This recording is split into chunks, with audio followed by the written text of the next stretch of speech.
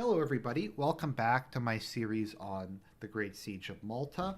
Once again, this is based on the book The Great Siege by Ernell Bradford.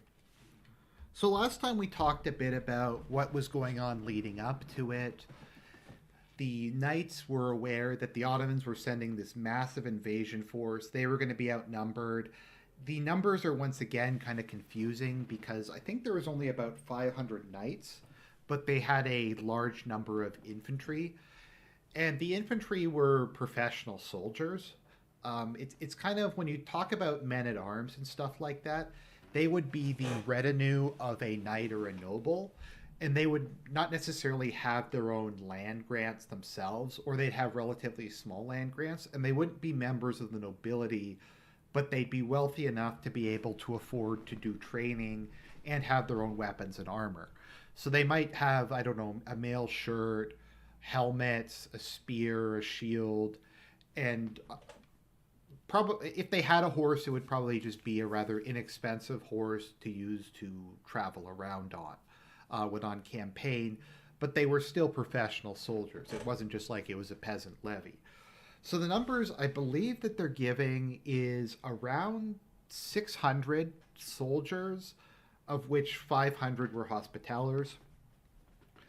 Villette had called the banners because there were knights all over Europe.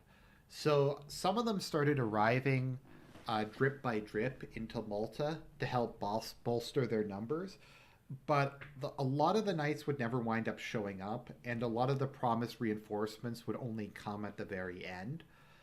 Villette didn't really think that any of the European powers were actually going to help him. The one who was in the best position to help him was the governor of Sicily, but he would more or less dither until the last minute and only show up after the Turks were more or less beaten. Although some help is better than no help, I suppose you could say. The Ottoman forces began disembarking on the 18th of May, 1565. The battle would go on for 3 months, 3 weeks, and 3 days, which that's 333, which is one of the holiest numbers I think you can get, other than like 777. So that's kind of an ironic twist of fate. I think you could probably make the case that there was some degree of divine intervention involved in this battle, given how important it was and how crazy things would wind up getting. The Sultan had appointed a military, like a general and a naval commander. The two of them hated each other and bickered constantly and couldn't really come to an agreement on anything. He had also appointed a pirate named Dragut, or Drago, I'm not sure how you pronounce it exactly, but he was known as the Sword of Islam and was kind of the Muslim equivalent to the Knights of St. John, having wreaked havoc against Christian settlements and Christian ships all throughout the Mediterranean. And when he showed up, he more or less told them that they had botched the invasion from the beginning. They hadn't taken, I think it was the northern part of the island. They had just more or less disembarked around the fortifications in the Grand Harbor, and they didn't make any attempt to take Medina. They just kind of threw themselves headfirst into the Knights' fortifications, viewing the only way of taking the island as driving out the Knights. With regards to the combat itself, I couldn't help but make some sort of comparisons to World War One, in which case the technology of this period worked a lot better for defense than it did for offense, as cannons ruled the day, as did arquebuses, both of which tended to be really big during this time period. The bigger the better, and there wasn't really an easy way to move them around. So static positions tended to be more important than any sort of mobile warfare. That being said, cavalry were definitely very useful for doing raids, attacking artillery behind lines, that sort of thing. But throughout this, it was really all about the guns. Who could fire more shells? Who was more accurate? Who would cave in first? The Turks definitely had an advantage in terms of the number of cannons. Not only did they have the siege cannons they had brought, but they also had the naval cannons on their much larger fleet. They had brought a lot of gunpowder and shells, although as we'll see later, they weren't in that good a position to reinforce themselves. And near the end, they were beginning to run out of cannon and, well, not cannon so much as just shot and gunpowder. It was something like tens of thousands of cannonballs they wound up firing at the knights. And keep in mind, this is before industrial production was made. Like, that would be a lot in some smaller World War One battles, to say nothing of, like, during this time period. My understanding is I think most cannonballs were made out of stone. So I don't know if they just had to, like, hand cut like 16,000 cannonballs or how it worked exactly. But it was a pretty big investment that the Turks had to put in. And cannons were also relatively more expensive during this period than they would become later, because once again, they had to be handmade. This is before you had things like replaceable parts, standardized barrel length, all the kind of stuff that made it a lot easier to build cannons from the Napoleonic period onward. These are mostly custom affairs, and they're extremely expensive, they're extremely difficult to move, and they take a very specialized form of ammunition. But despite all of these disadvantages, artillery is the god of war, as Joseph Stalin so succinctly put it. There isn't really much you can do against cannons other than having cannons yourself or getting lucky with cavalry and being able to flank them. They can fire huge balls over a lengthy period that can reduce fortresses to dust. Generally speaking, though, something I think is kind of hard to understand during war is that morale damage, or I guess in like a total war game or something, they call it morale shock, is just as important as casualties in a lot of cases. It's kind of a meme that during World War II, aerial attacks really did very much. I've seen, I think it was Lindy Beige did a video where he went on to how low the chances were of your tank actually getting destroyed if you were strafed or rockets or bombs were dropped on you. They weren't particularly accurate. You would have to hit a tank pretty much dead on to have any hope of destroying it, and the people inside of it would probably still be fine because it had armor. That being said, though, they were immensely useful because they were horrifying. If men were being attacked by planes, they were on the ground, they were running for cover, they were panicking. Even the best trained troops would get confused by it. And if you couple aerial attack with artillery and an infantry assault, there's so many things flying at you. Almost all soldiers, even the most hardened ones, will just break or at least just be too disorganized. So if you're firing cannons at somebody, that's going to really scare them. And it's going to make it impossible for them to get into formation. And it's just going to make everything really difficult. And the Ottomans had done a really good job of being an early adopter of gunpowder. And they were, I think, the first, other than, let me see when the Japanese invaded Korea. Okay, that was later on. They were one of the first countries to really make proper widespread use of gunpowder weapons.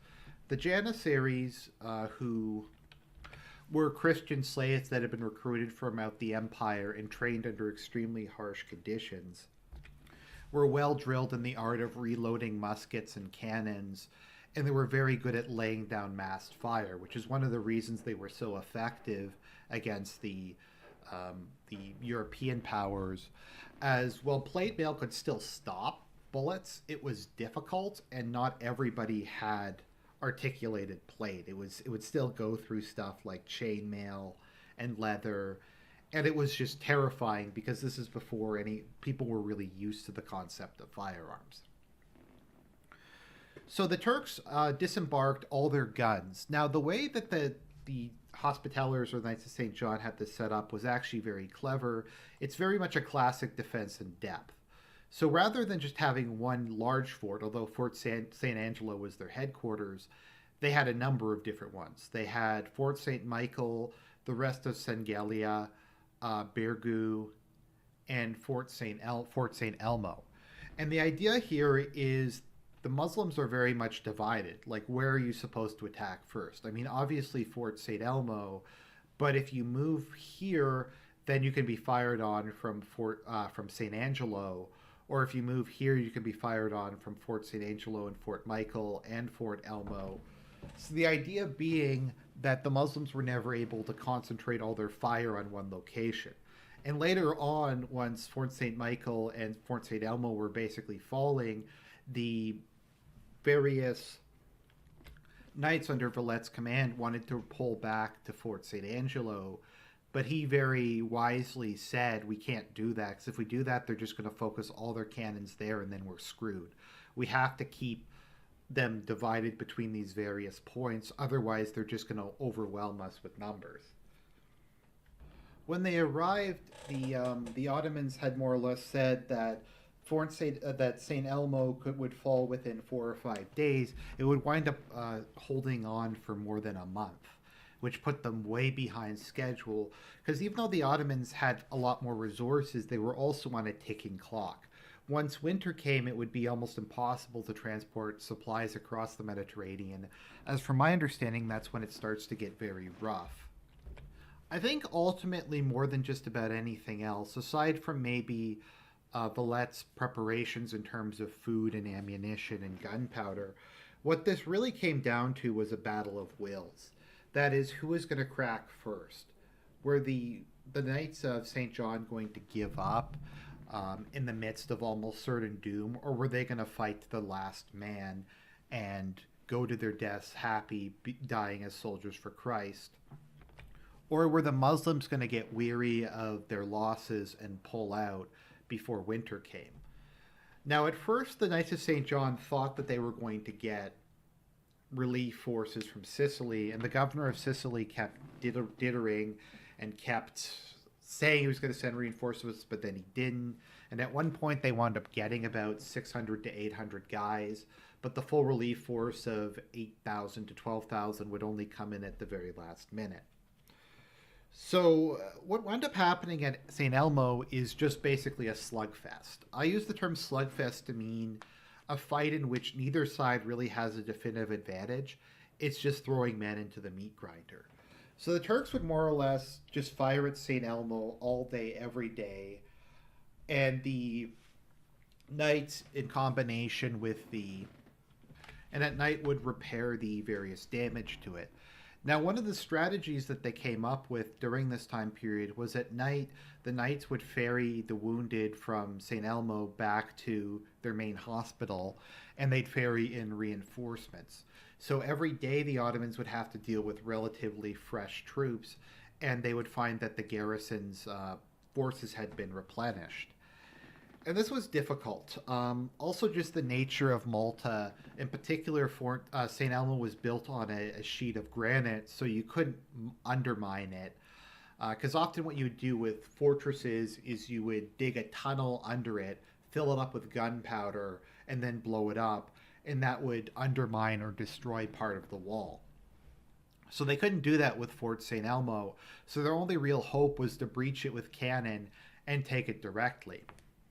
After an extensive period of bombardment, the Ottomans decided that they were going to just attack directly, because they figured the Knights were basically beaten, the walls had been reduced to total dust, they were just going to go in and it was going to be successful. First they sent forth, I forget what they're called, they had like these special shock troop religious fanatics, as well as the Janissaries. Now, the problem that both these troops had is they dressed in flowing white robes. Now, flowing white robes is nice for reflecting the heat, and they look very splendid. It does kind of make you a very tempting target, though. And more than that, they tend to burn pretty well. So at this point in time, you had grenades, which were, I believe, basically pots full of pitch that you'd light on fire and hurl at your enemy. And it's basically the same concept of a Molotov cocktail. And the Knights of St. John had an immense number of these. They also had primitive flamethrowers, along with this interesting device that was a hoop coated in pitch that they'd throw. So basically, whenever the Muslims would attack, they'd have all this literal fire and brimstone raining down on them, and they just start burning and going up in flames. The Knights, I believe, had... obviously the Ottomans also had similar technology, but it's much harder to throw up and over a wall when people are throwing this stuff down upon you. This was canister was also used during this time period in which you'd fill cannons with nails and stones and just scraps of stuff and fire it like a giant shotgun. And the knights were very well trained with arquebuses, which are early muskets. The Janissaries also had them, but once again, the advantage, particularly at this time period, really is with whoever is sitting on top of the walls. Even if the walls have been reduced to rubble, rubble, as it turns out, is very effective at stopping cannonballs. I mean, obviously, it's easier to climb over rubble, but as World War One shows us, earth and just piles of random garbage are pretty effective at stopping things. So the Ottomans charged in with the Janissaries, and they got completely like destroyed. And you more or less had just continuous human wave tactics by the Ottomans to try to destroy the fort. And basically, little by little, the knights were getting overwhelmed. Eventually, the Ottomans figured out that they were ferrying in supplies from across the lake, and they wound up putting guns in there to stop that from actually happening. There were a couple times when the knights at St. Elmo asked if they could abandon the fort and withdraw. Villette, basically, as I said earlier, he had some understanding of defense and depth. So he knew once St. Elmo fell, they would be able to concentrate their forces and cannons on the other forts. He was also playing for time because at this point he still thought he might receive reinforcements. And there was always the possibility of them being able to hold out until winter when the Ottomans would be unable to resupply themselves. Now, something I don't think people realize is during a siege, another advantage that the people within the building have is if it's well constructed, they have things like sanitation, they have sewers, that sort of thing. The Ottomans had to drink water. I think it was from like a marsh or a swamp or something. So all throughout this, you just had dysentery going through the camps. There was all kinds of sickness. The Hospitallers had much better medical care and were able to get their troops up and fighting faster. They also didn't have any major outbreaks of disease. So the longer time went on, the bigger and bigger casualties the Turks were taking. They were running down their supplies, which were, I think, relatively less, if that makes sense, than the Knights, relative to the number of soldiers that they had. As I said, the Knights were never in any real danger of running out. Another kind of thing that was very important, I forget if I talked about Dragut this time or last time, but he was the only competent Ottoman commander who had been put in overall command by Suleiman, who was a very skilled pirate. Depending on who you ask, either he was killed in a cannon accident or a lucky shot from St. Angelo hit him. But he wound up dying during the last days of St. Elmo, which more or less meant that the Ottoman army was lacking in its most competent commander. After the fall of St. Elmo, which literally I think every last man fought and died, there was a couple knights who were taken hostage to be ransomed, and there were some Maltese who were able to swim across the bay to safety, but pretty much all of them died. All the survivors, even though there weren't very few of them, wound up being put to the sword. A lot of them were decapitated and their bodies were put on crosses and had them float across the bay. This pissed off Villette, so he beheaded all of his Turkish prisoners, loaded their heads into cannons, and fired them at the Turkish camp.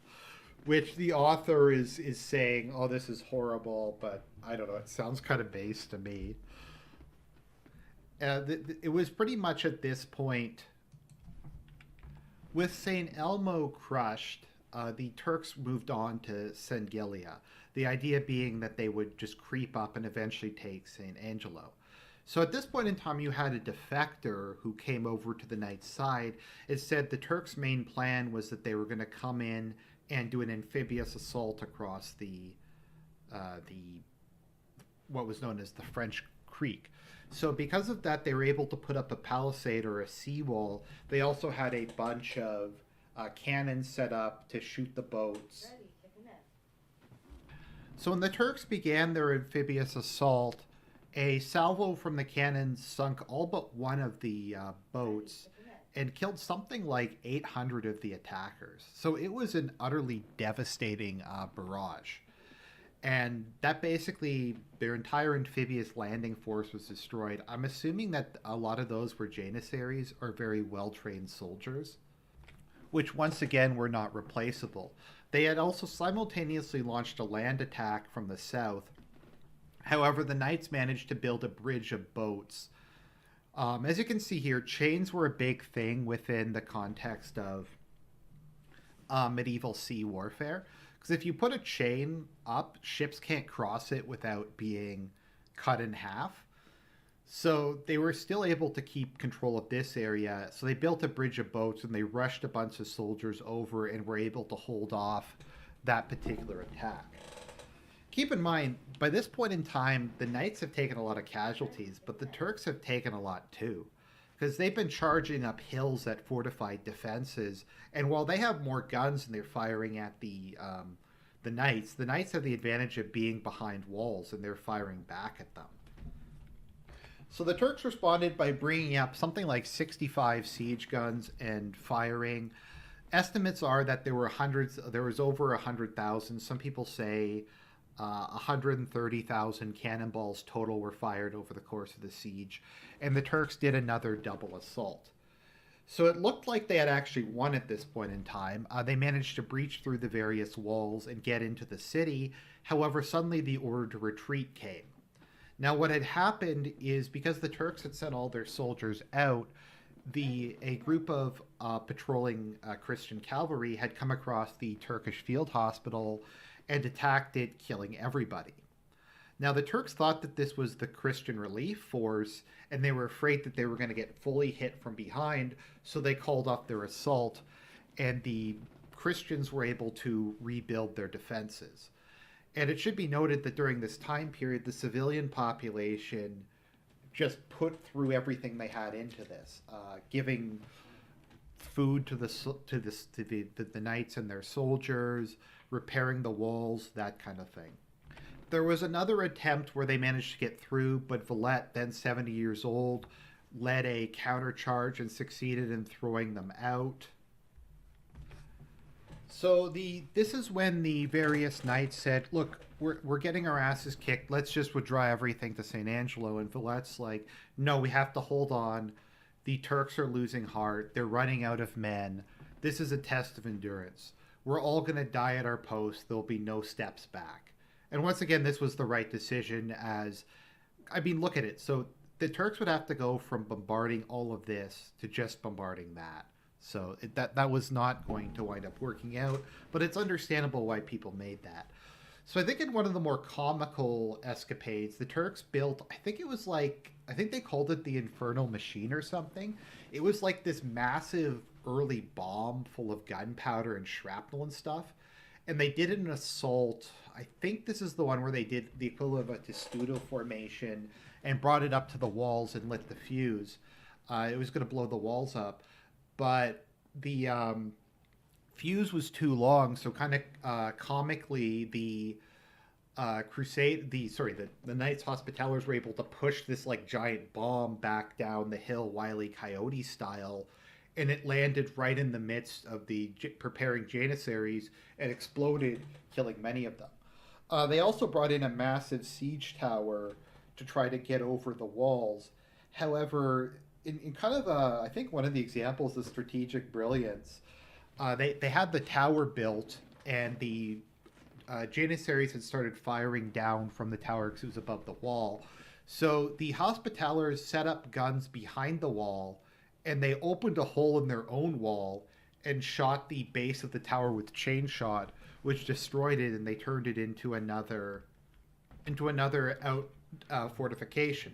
So by this point in time, it's September. The Muslims are panicking because once winter comes, they're kind of screwed. So the idea was to take Medina. And they dispatched a bunch of troops to try to take Medina. But what wound up happening was the people of Medina, the Maltese who lived there, got dressed up in uniforms and stood on the walls to make it look like they had a much larger army They did stuff like ringing the bells. They fired at the Muslim soldiers from very long range. Now, Medina really didn't have much of a garrison in it, or very much gunpowder or anything. But they figured, pretending they had a lot of forces there, and pretending that they were able to waste shots on these like really long range things that probably weren't going to work, showed that they were prepared for any siege. So the Turks gave up on Medina, and it was basically winter now, and there was no real hope of winning very in the near future. So they just decided that they were going to withdraw. But there was a lot of dithering as the navy and army couldn't agree on anything. Around this time, though, a relief force of 8,000 had finally shown up. The final decision to leave was Valette did something very clever. He sent back a prisoner they had taken, or maybe it was a Muslim galley slave or something like that. And he told them that a Christian army of 16,000 had just arrived in northern Malta, even though it was only 8,000. And the Muslims probably had enough soldiers and gunpowder that if they had have formed up, they might have been able to beat them. But once again, who really knows at this point in time? Because they were demoralized. A lot of their guys were sick and wounded. No one wanted to stay on Malta. Everyone just wanted to go back home. Nobody really cared about this rock in the middle of the Mediterranean. So they decided to start withdrawing. Now, as they were withdrawing, the relief force came in and just slaughtered them as they ran. Now, from my understanding, what the book says, as they were withdrawing, they changed their mind and then they redeployed their forces. And they got attacked again as they were redeploying, and even more of them got slaughtered.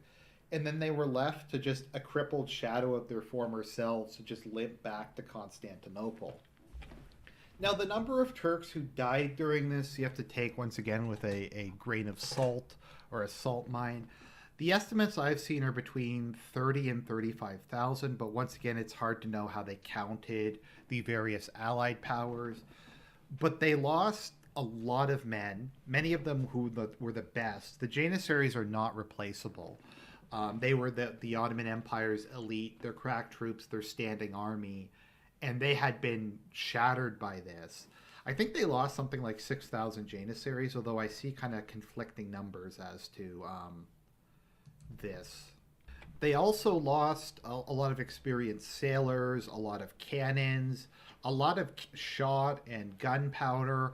Also, it was just a waste of time because there's an opportunity cost. These 30,000 guys probably would have been helpful in Hungary or any of the other fronts. So basically, it was a complete and total disaster. And these things were not replaceable. I mean, once again, when you look at some casualty figures, like from the Second Battle of Vienna or so, it can get a little bit misleading. As the Ottomans lost about 35,000 during the siege of Vienna and the charge of the Winged Hussars, out of an army that was at the start of the campaign 170,000, which doesn't seem like a lot, but keep in mind, most of the people who died are Janissaries who were raised since basically birth to be professional soldiers. It was a lot of engineers, people who were good at maintaining the cannons. The cannons themselves are basically irreplaceable, at least in the short term. All the gunpowder, the supplies, all that stuff really adds up. So this was a devastating loss for the Ottomans. More than that, it shattered their aura of invincibility. It was assumed at this time that the Ottomans were just going to keep going, cutting through Christian army after Christian army until all of Europe would fall. It was widely believed that they would invade Sicily next, or the Balearic Isles, or Sardinia, and turn the Western Mediterranean into an Ottoman lake as well.